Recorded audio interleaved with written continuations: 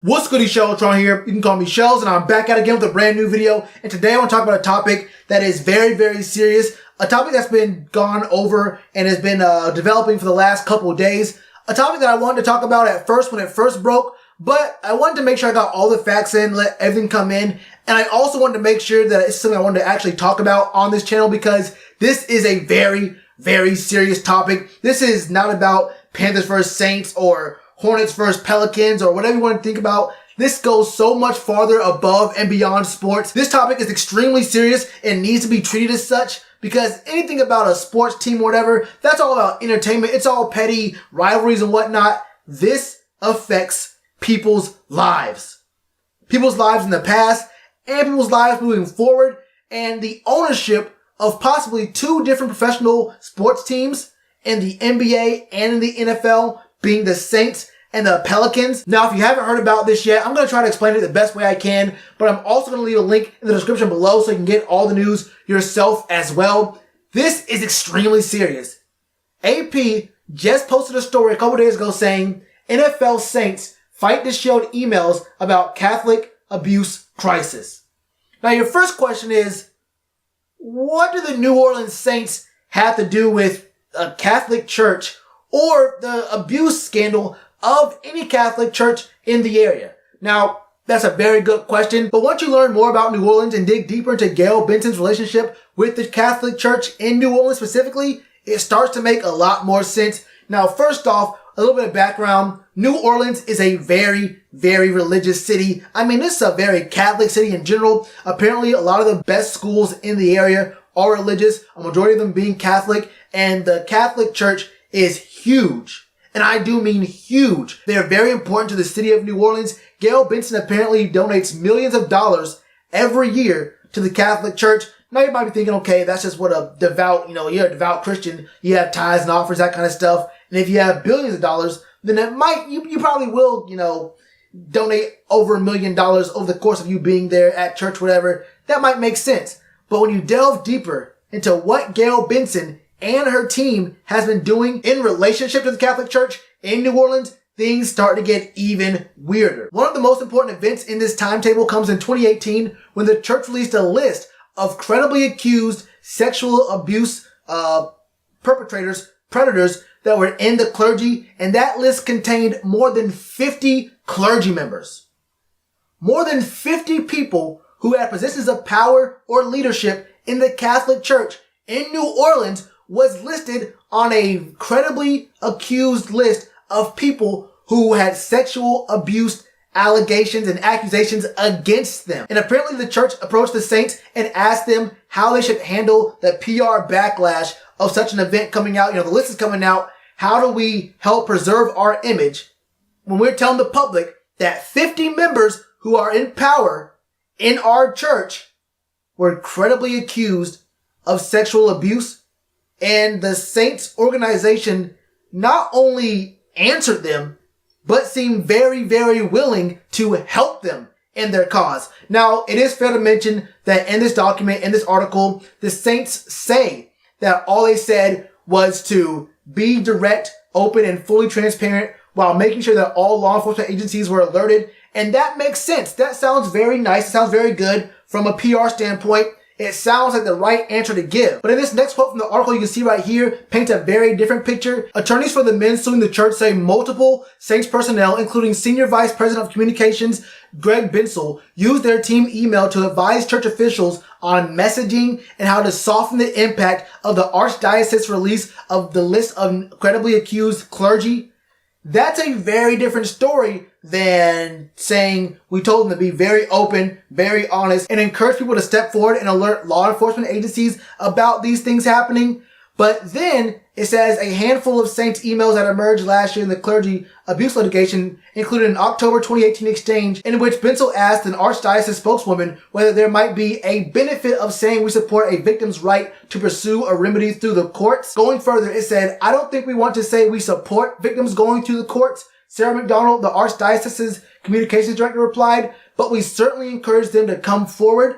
What does that mean? What does that mean? Don't go to the courts. Don't get us in trouble, but tell us so we can handle it internally? And just how much faith do you have in any governing body to govern itself when the people who are in power in their own organizations are the one causing problems? The answer is obviously not very many, especially for an entity as big as the Catholic Church.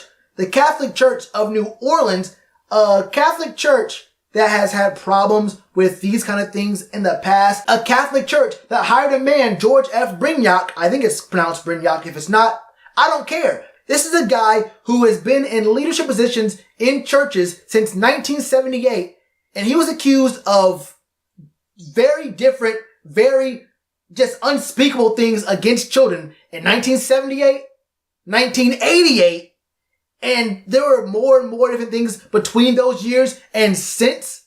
And it wasn't until 2018 when the news got broken that the church finally ousted him and issued an apology. This is a guy who's been abusing children at least since 1978.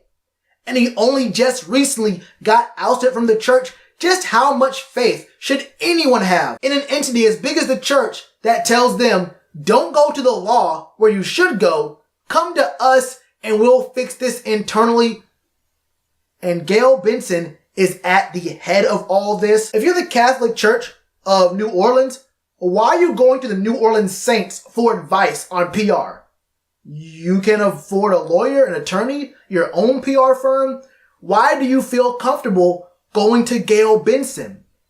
But if you are a member of the New Orleans Saints, why are you using your NFL.com domain email address to address these things?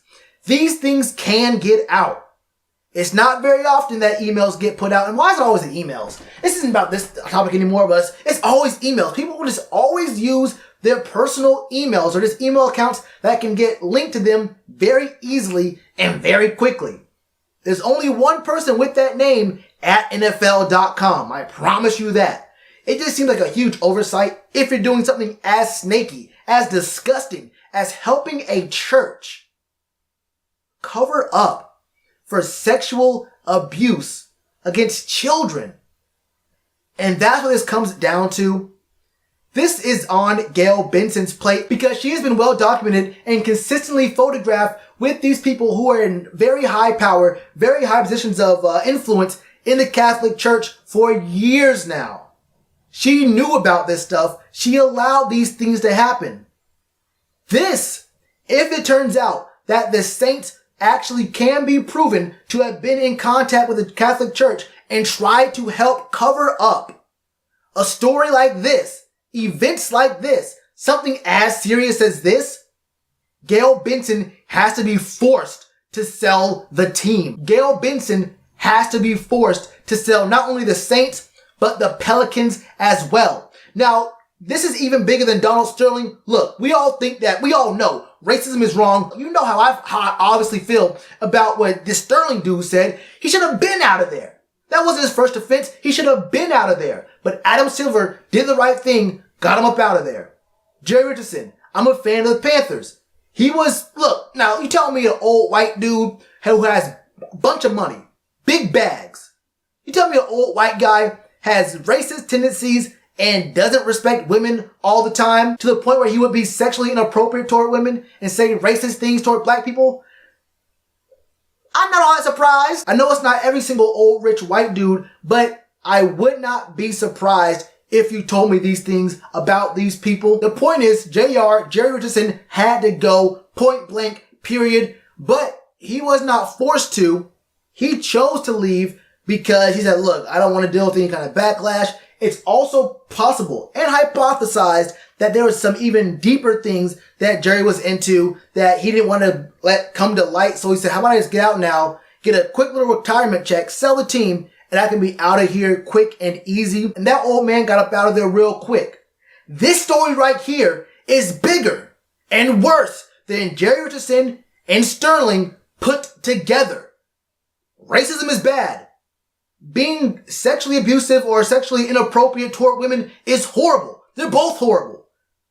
But both of those things combined do not even come close to the kinds of things that this story is dealing with.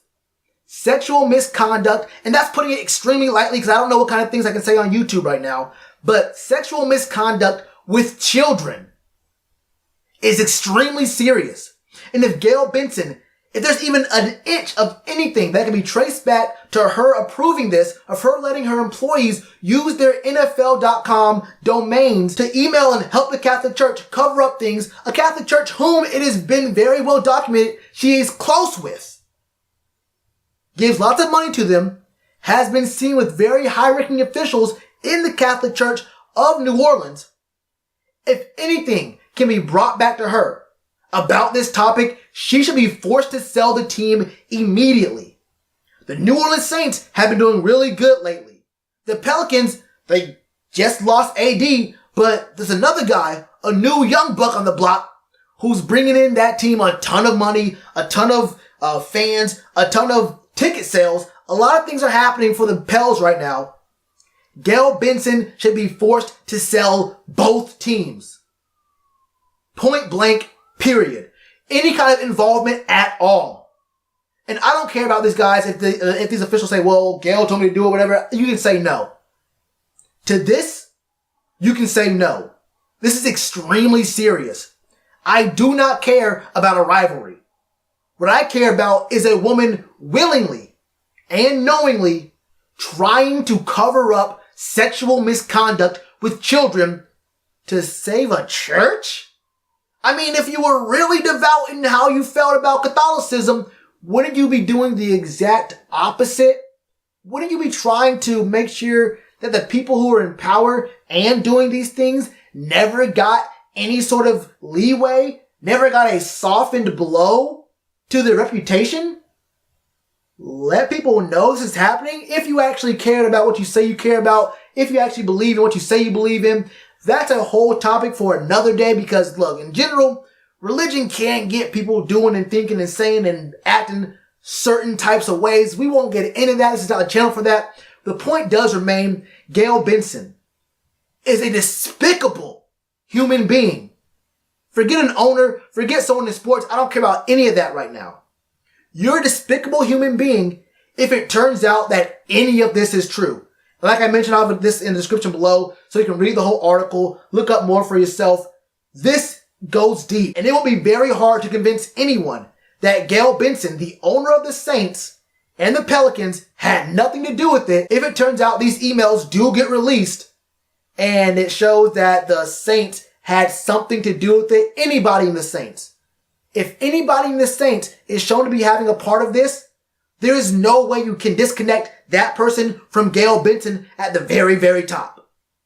There's just no way. And if that's the case, she has to be gone. This is worse than Donald Sterling. This is worse than Jerry Richardson. And if you're a player for any of those teams, just know this is the person who signs your checks. That person up top, if it turns out these things are true, that's the person that pays you. You might want to reconsider a few things. You can make that same money elsewhere, being represented by a person so despicable as to defend and try to cover up something as god awful as this. One-way ticket to hell type shit. This is terrible. And a huge black mark on the NFL in their 100th season in existence. That's all I got for you for right now, man. There will be more developments in this story. I hope I gave this the kind of seriousness it deserved. I may have got off the rails there a little bit, but this is an extremely, extremely serious topic here that needs to be addressed. It needs to be open, and it needs to get, the bottom of this has to be gotten to. That was a bad sentence. But Gayle Benson, we will find out just what your involvement was in all of this. Man, what are your thoughts on this, man? Should Gayle Benson be forced to sell the team? Is this serious? Is it not serious? Please read the article. There is a lot I didn't get into. It gets very, very deep. Let me know all your thoughts in the comments below. And you already know to do with that like button. Cheers to you, appreciate the chance. Been told y'all I been the man. Been told y'all I had the gift. Tell a friend to tell a friend. Real ones gonna recommend. Count this as another win.